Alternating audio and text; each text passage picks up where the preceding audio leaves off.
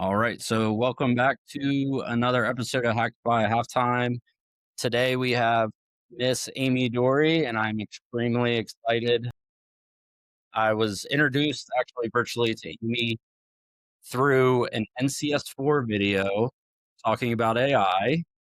And I said, hey, hold on, there's someone in sports that wants to talk AI, and messaged Amy, and we have talked several times since then about cybersecurity issues facing sports.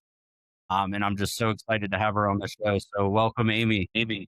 Thank you, Travis, so much. It's so exciting to be here. I remember getting your first message and thinking the same thing, like, there's somebody in sports that wants to.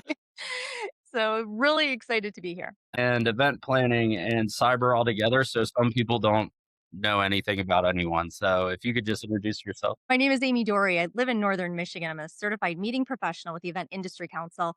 In the last 30 years, I've been working across multiple sectors of events. I started out in meetings and conventions. I did a few years in the bridal industry, and most recently have been moving through trade shows and then the sports industry and a little foray into music festivals as well. So, a lot of diverse opportunities to work with fans, to look at the engagement process with attendees and follow how that's being impacted by the introduction of AI. Yeah, and that's awesome because I think fans are the forgotten ones in this whole situation. Everyone focuses on the sticker of AI and they're like, hey, AI is great. This is wonderful. Look at everything we're doing to collect this data and analyze it. And then we forget that these are people sometimes that are being analyzed. Yes, there's some humans, and sometimes they like to keep some of that data private. Yeah, absolutely. Which kind of gets us into our first subject here, which is, as we've discussed heavily, fan experience is really a cybersecurity issue now. Um, and it reframes cybersecurity from like an IT problem to a guest experience risk and highlights this need to create like a real strategy to get after this. Cybersecurity decisions in sports venues now directly impact that fan trust, the adoption of AI tools, and fan willingness to engage with biometrics is really what's being collected in some cases. And mobile first, right? Everything's on the cell phone. So if you want to walk us through, I know that's a lot right there. Some of your some of your thoughts. No, yeah. It's an exciting time to be involved. And a little back history. Just I kind of have to give you a little history in the lead in. I actually took a 1 year sabbatical. I I teach event management, and my curriculum is strongly really embedded into the concepts of project management. And so we work on attendee journey, right? From design concept all the way through post event reporting. And we could see how there were challenges with integrating technology effectively. And when AI really started to launch, in 2020, when it became visible on the front end, because it's been in the back end for so much longer than most people realize. But when it moved into, fan and guest and consumer visibility, I realized that we were going to have to become experts in this within our program in order to prepare our students for what's going to be major transitions in the next 10 years minimally. And so in order to do that, I took a whole year. So took a sabbatical from the university and dove deep. And my proposal within 3 months was completely shattered No. because I came in and I'd built a rubric and a study plan and a path, and I was going to analyze integration and consumer choice across all of the different areas or the different sectors of events. And it took me about a month to realize that most sectors are not actually even using it in a way that provides consumer option. And that was the whole center of my initial concept. So backed up and spent the first 3 months just learning what AI language was. Like, what is a large language model? Yeah, I had to absolutely. go all the way back to foundational. We talk about how important it is to talk to someone like they're 5 years old. Yeah. That was me. I Yeah. went all the way back to I was like, "Okay, like pre-kindergarten, can we drill all the way down?" But it was so fun for me from the perspective of seeing how it was being utilized across healthcare, its applications in retail, because I could see the crossover. We teach service, we teach engagement, and we teach hospitality, and that's really at the heart of events. And so across all of those sectors that were already using it and where there was choice and where people were opting in, I knew there were connections. So that was who I started studying. And the exciting moment was when I realized that, of all places, sports venues were 5 years ahead of everyone else. Wow. And so while I have worked in the sports industry and with sporting events, within the venues was not my area. I was in that guest service bridge. So I was bringing people through the gates and in and ensuring their engagement with activations and sponsors on site. Okay. And so I wasn't seeing that back end integration. So it was really fun to just start digging and to start doing all of the research and following the processes. And where we saw the success models was the large brand athletic name, right? And the trust in that name and the trust in the brand of the athletic organization, National Basketball Association, so NBA, MLB, NFL, that is what helped bridge that introduction, Wow. because where I may not trust a small singular event or an association or small corporation, I'm going to trust the Detroit Tigers, right? Yes. Or I'm going to trust the Cleveland Indians, or Detroit Absolutely. Lions. Yep. Go Lions. But and if they're doing it, then there was something about it that was breaching that acceptability bridge. And so it was just really fun to start digging in and then to see the progress in back of house, right? So the back of house, the hidden technologies, and then to watch the people that were really blazing the trail. So MLB, right, Yeah. with facial authentication and their go ahead entry program was one of the most visible. That was the easy one. There was just studies upon studies. And then it was moving into where is it a little less obvious, such as sentiment analysis, right, for Okay. security and things like that. And so, yeah, it was a long path, but without question, what we discovered was that technology is integrated now for event attendees in their journey from end to end. So from the moment I decide that I might want to buy a ticket, it was probably prompted to me, Yep. right, Yeah. through an algorithm. Yep. And so I'm going to be interacting with that technology from my ticketing to my mobile entry, right, to my concession access, to my cashless systems, my app-based wayfinding, and everything that I'm doing in connection with that venue is in some way going to be touching some form of AI-driven analytics or technology. Yeah. But I have no idea that's happening. Yep. And so that's where the concern point is coming from. I mentioned that report to you, the Pew report, right? Yeah. In 2021, 18% of people were more excited than concerned about AI applications. And today it's down to 10% that are more excited. And they're all shifting into now I'm more concerned than excited. Yeah. And they're learning where it's at. Yeah. And I think that's the thing, right? Is before when AI was introduced, it was more of a convenience. And it was, hey, can you write this paper for me? And really, like MLB is a great example. Even before the venue was, they were doing analysis on pitching and batting and all of these kind of things and collecting this data. So they had a lot of practice and relationships built from that community. And I think it turned into a bit of a profit driven thing, right? Is like, how do we get the most out of this? And rightfully so as a business model.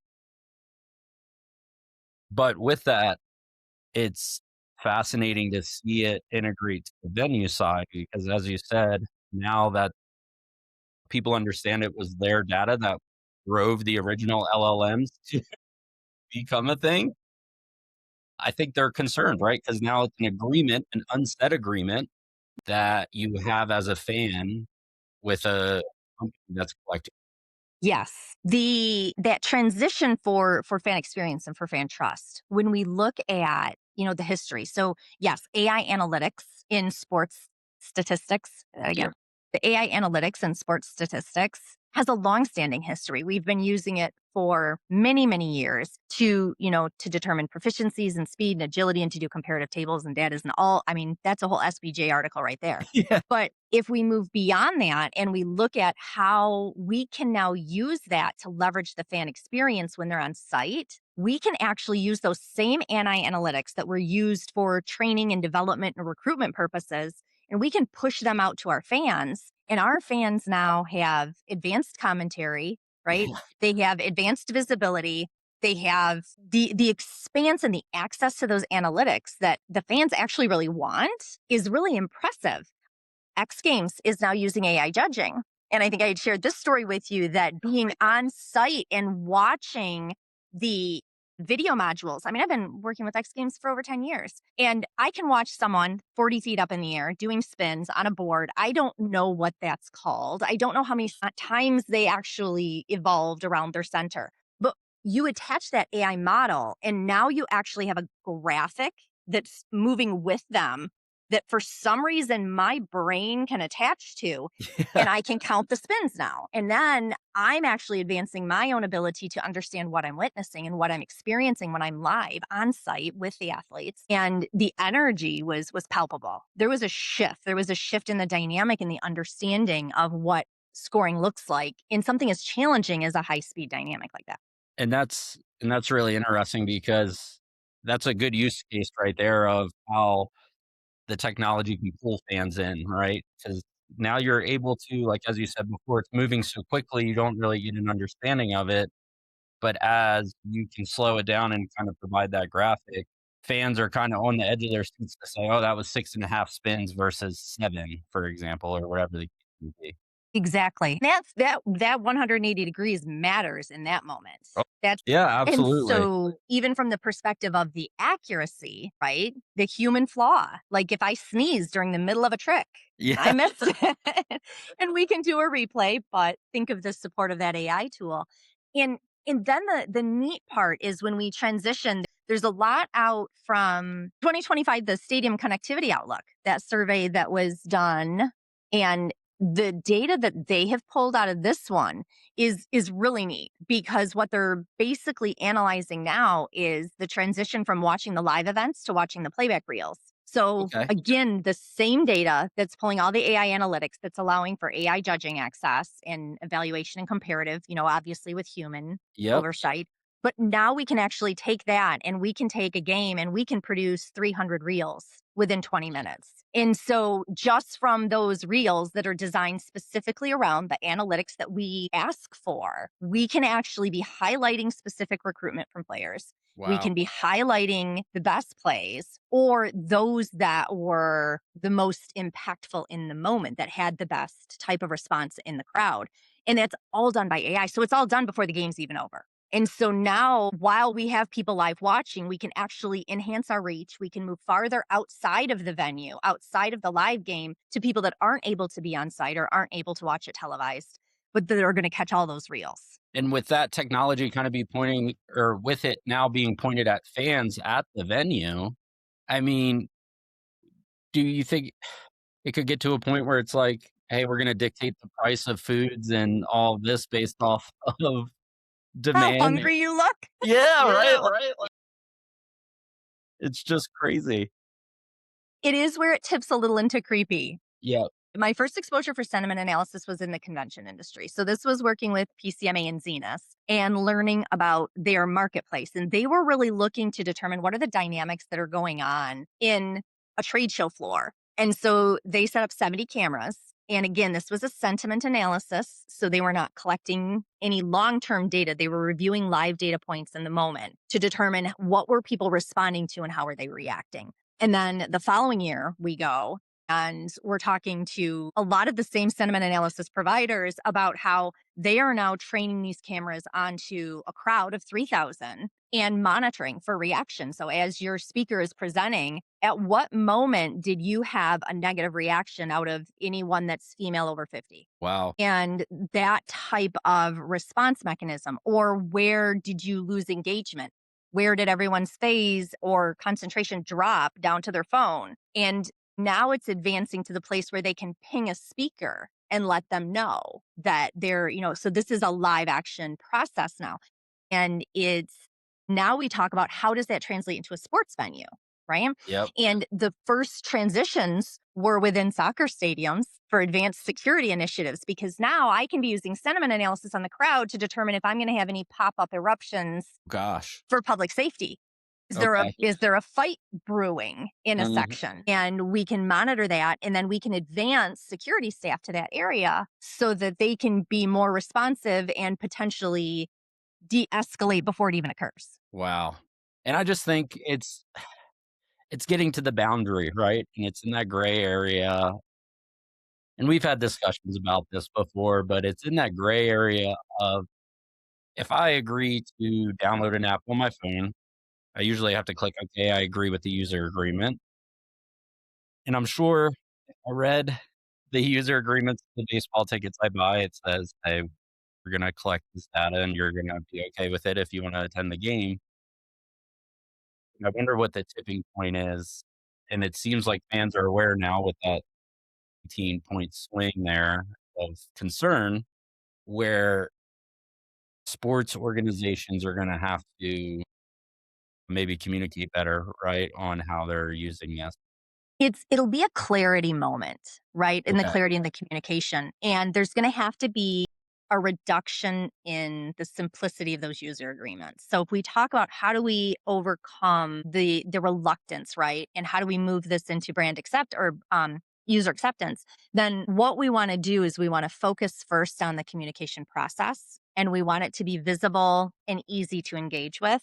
And then we have to provide choice. And that's, I think, where we're finding the struggle is because in order for there to be an ROI, we're going to need a certain percent of people to opt in. Once they've opted in, we have to ensure that we don't dissolve the trust. Because if something goes wrong, because with every layer that we advance in technology driven fan engagement, we're expanding that field of cyber risk Yep.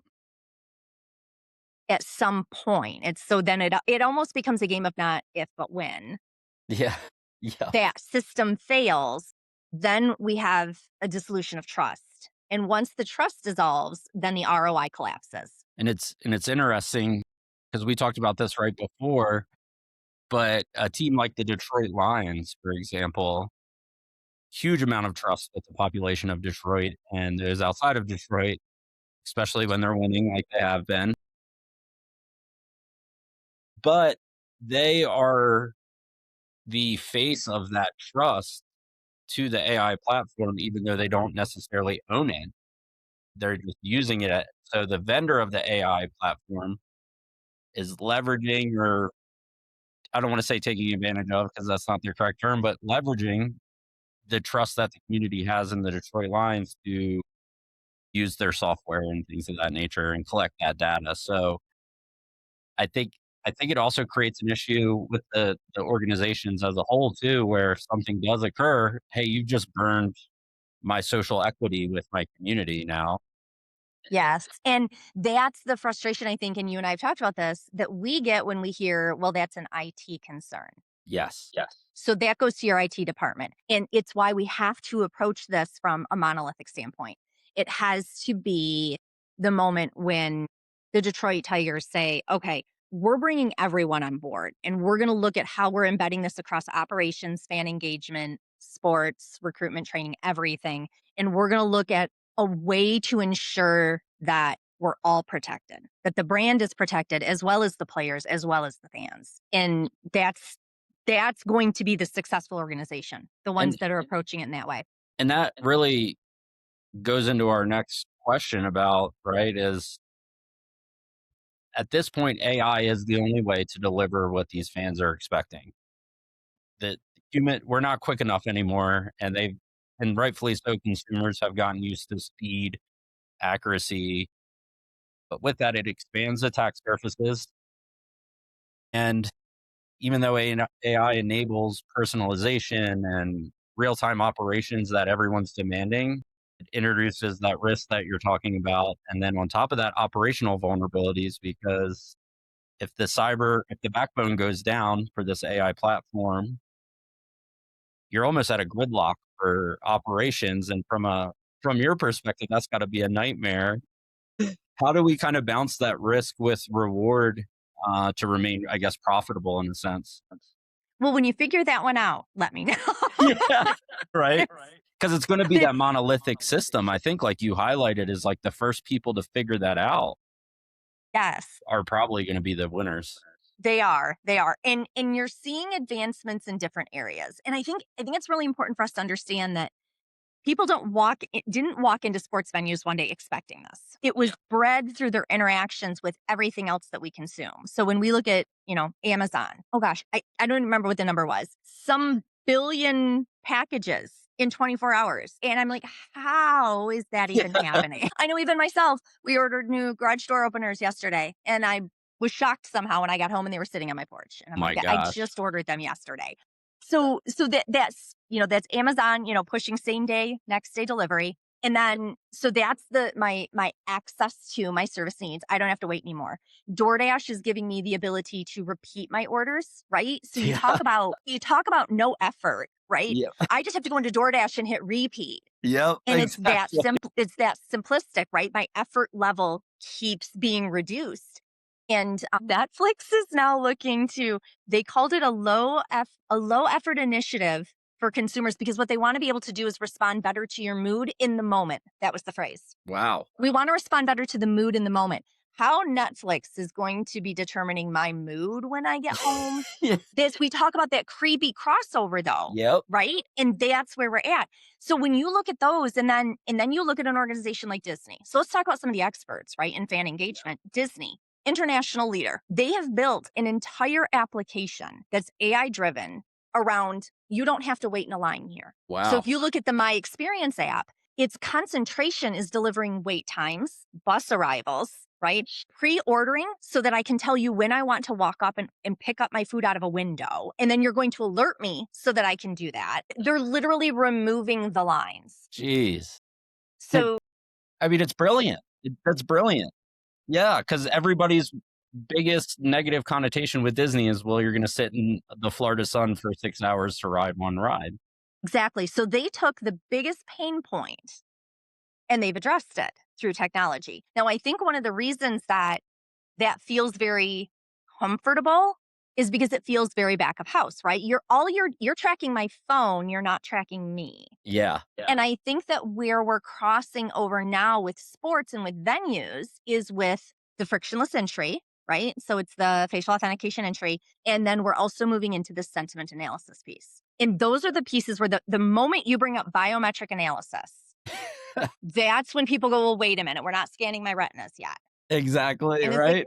yeah, maybe in 5 years, I'll let you scan my retina. Yeah. But we really have to look at that point where someone says, "Why is this harder than the rest of my life?" That was a question that somebody asked. They're out and they're engaging in something that's supposed to be entertainment, that's supposed to be recreation, and the question becomes, "Why is this harder than the rest of my life?" Because I can click with DoorDash, like I can click with Yeah. DoorDash and I can order on Amazon and it comes. So that's where that expectation is being bred from. Is they want their entertainment to be as easy as everything else they're doing. And it's tough because it goes back, and I'm sure this came up during your year-long sabbatical, but, like, and it's something cybersecurity's been trying to figure out because we're always the one that's doom and gloom, but it's convenience versus security, and at what is that threshold?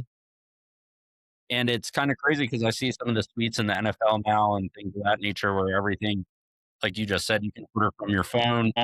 You can the fans have a bigger say now too, right? Where it's you can instantly go to social media and provide feedback that you're having a bad time, and teams are trying to avoid that. So how do you do that? You make everything convenient, and you try to get the fans there. Gosh. And I think fans are always willing to trade some data for Yeah, convenience. Like we know that we've established that. And so as long as that exchange feels fair and transparent and optional enough, I think that's yes. the key. And I think that's why the MLB Go Ahead, that program has been so successful because it isn't a requirement. But if you go to one game and you watch 20 people walk past the line when you still have an hour and they don't even pull their wallets out, they just simply Yeah. walk through a gate, that convenience, that visibility is really important because that's what's going to help engage those additional people to buy into that process. And by starting with choice, right, providing that clarity and then understanding the questions that people have. Like what are the questions that you need to address with consumers? And one of the first ones is exactly what are you collecting? Yeah. And in transparency, in fifth grader language. Yeah. Like it's Absolutely. we're gonna have to find the way to blend the legal protection with fifth grade language so that it's approachable for consumers because I want to know what you're collecting. I want to know how long you're retaining it. Yep. And then I also want to know what my options are. What are the alternatives? So can I pick how much risk I'm willing to take on? And what else, are you gonna use it for at the end of the day? Because I know it's just not for the Coors Field here in Denver where I live, like, I know you're probably taking that data and putting it in some kind of MLB database, so that way you can judge the Rockies, or when I go to Fenway, you can look at me again and say, "Hey, Travis, like, here you go." Like, it's crazy. When I pop back in and you remember that I bought a jersey last time, am I Yes, gonna buy a jersey again? exactly, and it's one of those things that that trade-off the data is really interesting because I think we were talking about it before, last week or 2 weeks ago, where I said I wanted to do a study of how much is a human worth full of data, right?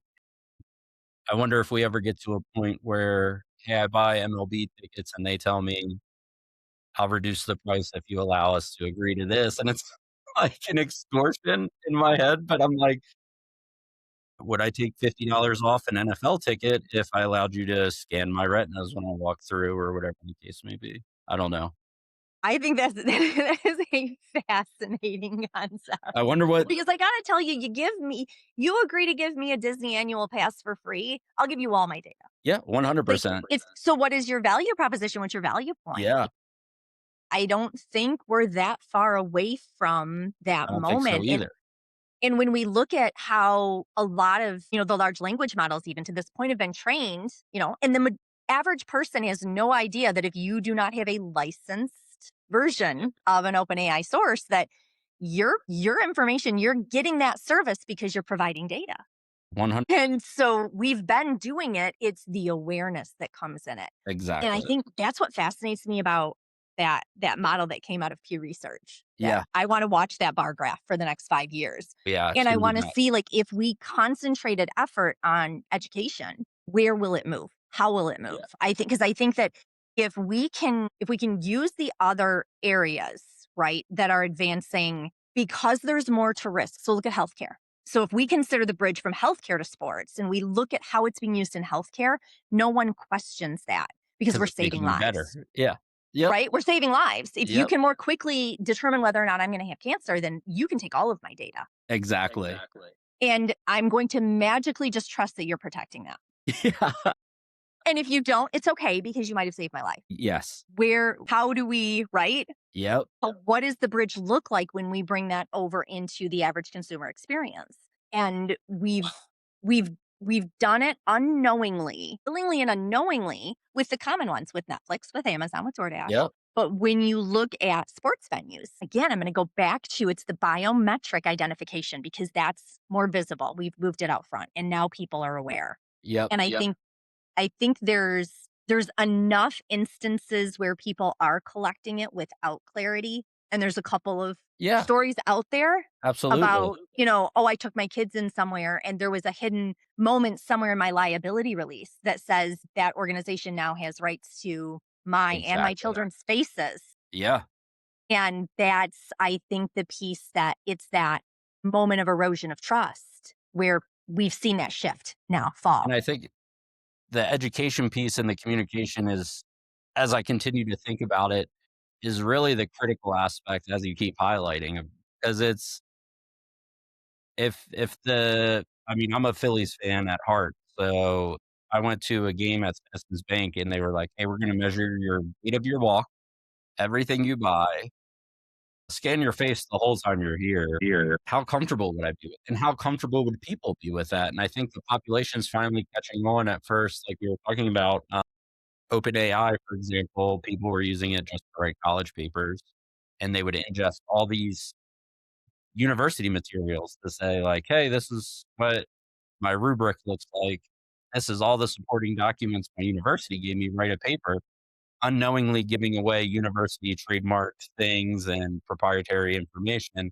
And that was fine. But once it's your information that's being given, all of a sudden people are like, "Hey, full stop. I don't like this." Yes. That's exactly it is because the personalization in your home environment feels normal. I Yeah, think that's the other key thing to highlight there. And that's why, when I'm at home and I'm on my computer and I'm feeding things in, I'm feeling comfortable with what's happening. But when we start peeling back the layers and we start revealing how some of these systems are working, I think that's where that concern comes from and where people start to get nervous. And it's being broadcast enough now. I don't think at the rate that it needs to be. Yeah. And it moves quickly into the governance conversations. And I think that's why governance is so stalled, is because it feels too big. Yeah. The general, our legislatures don't understand it. I don't Absolutely. understand it completely. How can I expect them to? And it's interesting that you say that because it's cybersecurity has had this issue for ages, or there's no federal regulation besides like a Wiretap Act from way back in the day, and then everybody else in the United States just looks to California because the tech of Silicon Valley, and they're like, "Hey, what should we be doing?" And that's why California has the CCPA out and all these kind of things, and that's what people largely follow. But I think it's a good point that AI has highlighted the issue with cybersecurity regulation, and now it's being pointed at sports venues and venues in totality, where AI is outpacing what we're able to regulate. Uh, yeah.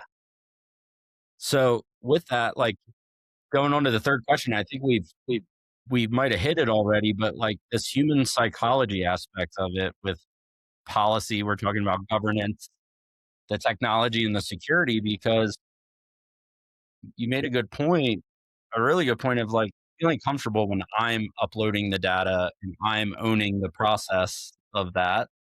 But how do we build that trust knowing that someone else is in control of it? I don't know. I don't know. I don't know how to do that. Do that. One of the fun things about, all of the research that I did was being able to really dig and just to start tracking and monitoring and trying to weave all the information into, okay, so what does the plan look like?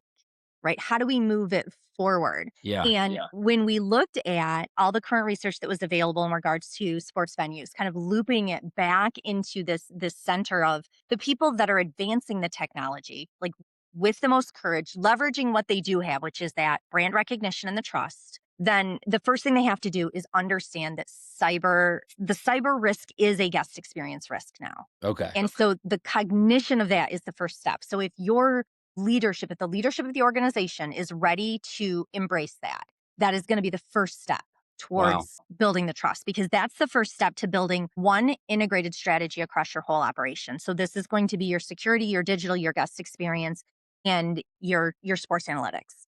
Okay. And when we blend all of those together, we can minimize, right, the excess points. Yep.